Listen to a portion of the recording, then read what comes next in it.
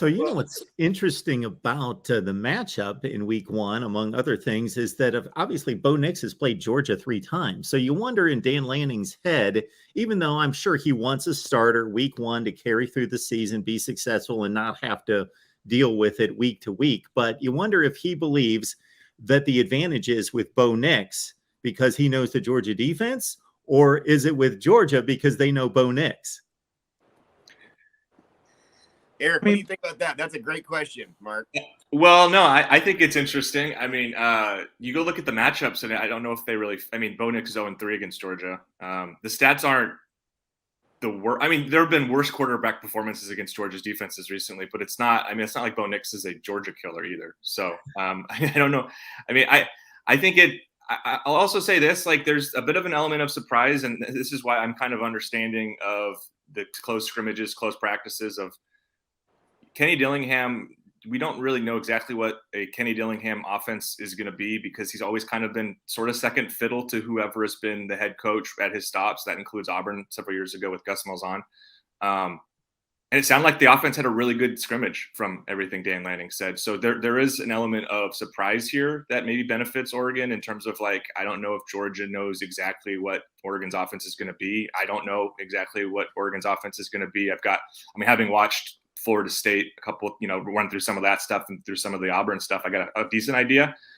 But, that would be, to me, the bigger element of potential that would favor Oregon would be just that there's a new offensive coordinator that there isn't a lot of tape on exactly what he likes to do, his tendencies, as opposed to Bo Nix, who Auburn played Georgia 3 times, didn't win any of those games. And, Bo was, I think, a couple of times was pretty competitive, maybe not all 3 games, though. So I don't know how much that favors Oregon. I think that's probably more favors Georgia to a certain degree. And let me jump real quick just to say, I totally agree with you, Eric. I love your commentary. I think this is all laid out months ago. When you have from my perspective, I've coached for over 20 years. From my perspective, working the depth chart is a very, very finessed situation. You have to keep everybody on board. With the transfer portal the way it is, everybody was screaming the fact that people were going to leave. You had to go into this year saying every competition's open. I don't care if you've been here for your 5th year and you're the starting left tackle. Everybody's open. Even the freshmen are going to come in and compete because that's what you want for your program. Now, the next level, though, is to think about, well, what does the quarterback do? Your point, Eric, is absolutely on the money. No one knows what Dillingham's going to do with this thing. When the first thing they said was a fast pro style. Well, what does even pro style mean in 2022 now when they're running, what used to be college style just 10, 15 years ago, a lot of times in the pros. So I look at it as all these guys have an opportunity. You want everybody to come to work every single day with an opportunity and a huge green light to give yourself the best situation you can. At the same time, you got to be real with these kids and say, hey, this is where you think you stand. Let's see if you can improve.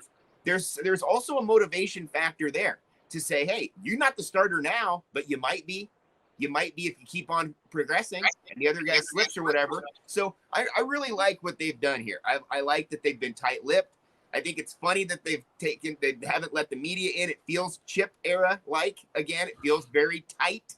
The Iron Curtain going down around the HTC. But I do think that it's important this year especially. They have full cloak and dagger this year. No one knows what they're doing. They have a whole brand new system. They've got great athletes in the building, and they want to wheel this thing out on day one like a magic trick. I think that's the hope. That's the hope. And if it works for even 2 quarters against Georgia where they're caught off guard, it's a win. Even if the second half Georgia figures it out, right? I mean, that's a win. Just got to look good against Georgia, man. That's all. I mean, you don't need to win that game, and I don't think anyone's really expecting them to win that game. You just can't look bad. Absolutely. Yeah, no, that's a game where if Oregon's competitive in the second half, that's a victory for me, especially Dan Lanning's debut. You're going to expect some ups and downs. He's going against his former school. It's going to be emotional to a certain degree, I'm sure. Even if he'll say it's not, it's going to be just a strange day for him. I think if Oregon can be competitive in the second half, that's a good day.